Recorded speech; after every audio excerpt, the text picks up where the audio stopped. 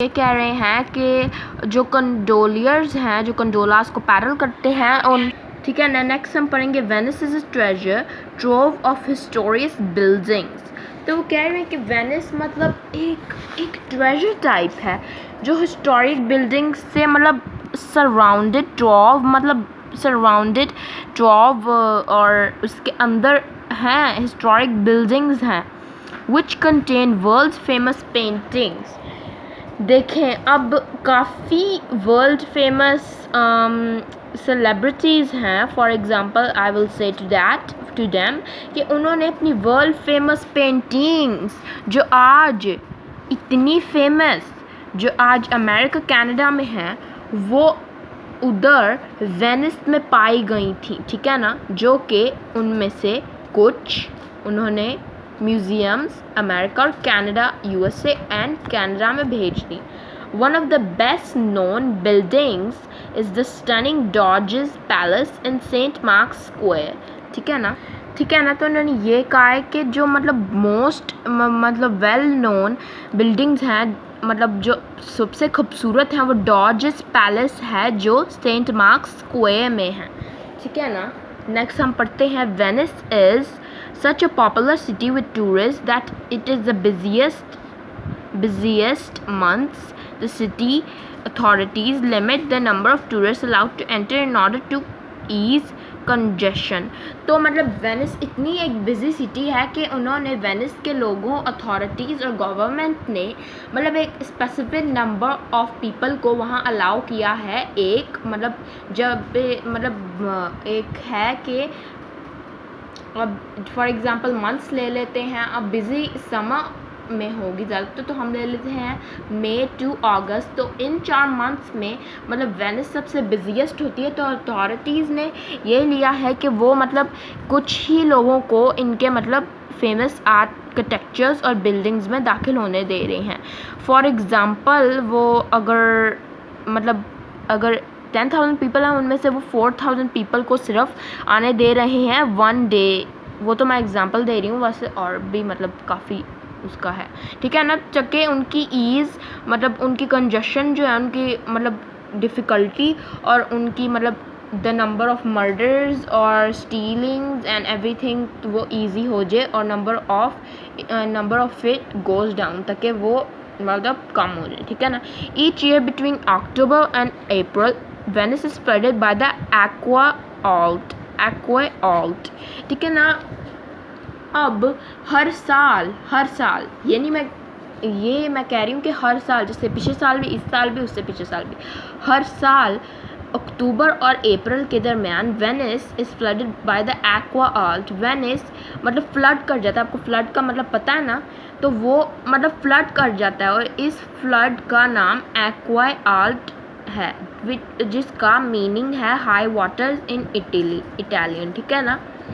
तो हर साल वो फ्लड कर जाता है, जिसकी वजह से वेनिस की 1% और 2% ऑफ पॉपुलेशन आइलैंड वो मतलब कवर हो जाते हैं फ्लड से हर साल, ठीक है ना।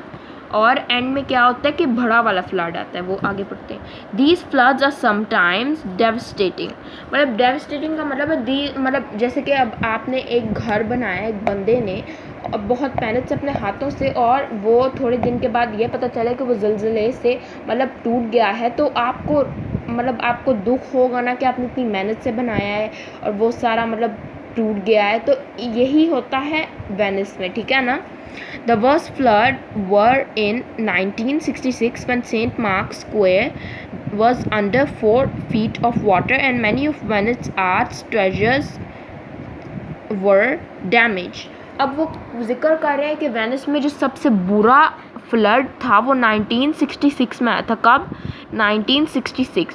और वो कहाँ आया था? सेंट मार्क्स स्क्वायर में। और सेंट मार्क्स स्क्वायर 4 फीट मतलब वाटर के नीचे चली गई और वेनिस की काफ़ी ट्रेजर्स, आर्ट्स और पेंटिंग्स डैमेज हो गई थी, ठीक है ना, 1966 में। The next serious floods have been predicted for 2030। अब उन्होंने कहा है कि सबसे मतलब बुरा फ्लड तो 1966 में आया था, लेकिन अब सबसे बुरा फ्लड अब उन्होंने जो फ्यूचरोलॉजिस्ट हैं उन्होंने ये प्रेडिक्ट किया कि सबसे बुरा फ्लड अब जो आना है वो 2030 में आना है, ठीक है ना। And the authorities are trying to find ways of protecting the city before that days. So अब ये बता रहे हैं कि अब जो फ्यूचरोलॉजिस्ट वो होते हैं जो फ्यूचर को प्रेडिक्ट करते हैं, समटाइम्स 50-50 है, समटाइम्स मतलब वो ठीक होते हैं, समटाइम्स गलत। तो ये वो बता रहे हैं कि अब ये प्रेडिक्ट हुआ कि जो सबसे बुरा फ्लड 1966 से भी बुरा फ्लड जो आएगा वो प्रेडिक्ट हुआ कि वो 2030 में आएगा। और जो अथॉरिटीज़ हैं वो मतलब वेज फाइंड करी हैं कि हम मतलब अपनी सिटी को प्रोटेक्ट कर सकें। आपको पता है उन्होंने अपने हाथों से बनाया है, तो इसी वजह इन सिटी को, तो इसी वजह से वो चाह रहे हैं कि हमारी सिटी प्रोटेक्ट हो जाए, हमारे लोग प्रोटेक्ट हो जाए, ठीक है ना। नेक्स्ट हम पढ़ते हैं, आपको वेनिस की समझ आ गई। नेक्स्ट हम पढ़ते हैं स्ट्रीट चिल्ड्रन इन ब्राज़ील, ठीक है ना। As in many countries in the world, in Brazil there is very obvious social inequality। तो वो कह रहे हैं कि ब्राज़ील जैसे कि फॉर एग्ज़ाम्पल बहुत ही कंट्रीज़ और सिटीज़ में इनक्वालिटी, सोशल इनक्वालिटी की प्रॉब्लम है। ऐसे ही ब्राज़ील में भी सोशल इनक्वालिटी की बहुत प्रॉब्लम है और ये बहुत ऑब्वियस है, जैसे कि आप ये पिक्चर देख सकते हैं, ठीक है ना।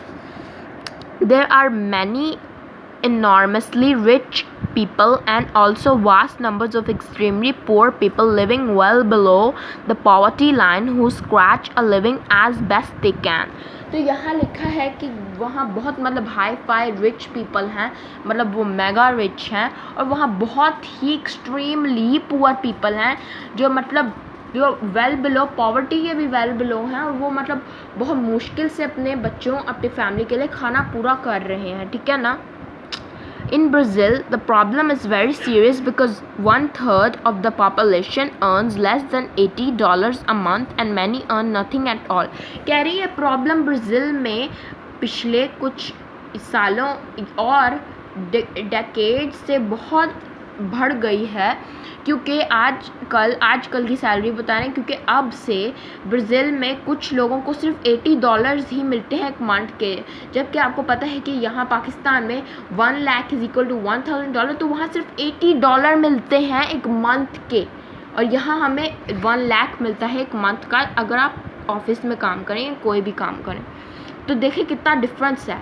$800, actually not 800, yes, $800 and $8,000 and 1 lakh में कितना फ़र्क है। और ये कह रहे हैं कुछ लोगों को तो कुछ मिलता भी नहीं है, वो अपनी जॉब भी करते हैं फिर भी उनको वो लोग कुछ नहीं देते, ठीक है ना। नेक्स्ट हम पढ़ते हैं Many people have no jobs and are illiterate। illiterate का आपको मीनिंग पता है? illiterate का मैं आपको meaning लिखाऊंगी। illiterate means like a person who have not studies, मतलब उसको मतलब जैसे जाहिल लोगों को नहीं कहते, उनका मतलब है illiterate, और वो मतलब उन लोगों को स्टडी नहीं उन्होंने की, वो एजुकेटेड नहीं हैं, और वो लोग उन लोगों के पास जॉब्स भी नहीं हैं, ठीक है ना। तो ये आज के लेक्चर के लिए, hope you enjoyed it and I will see you next time, bye.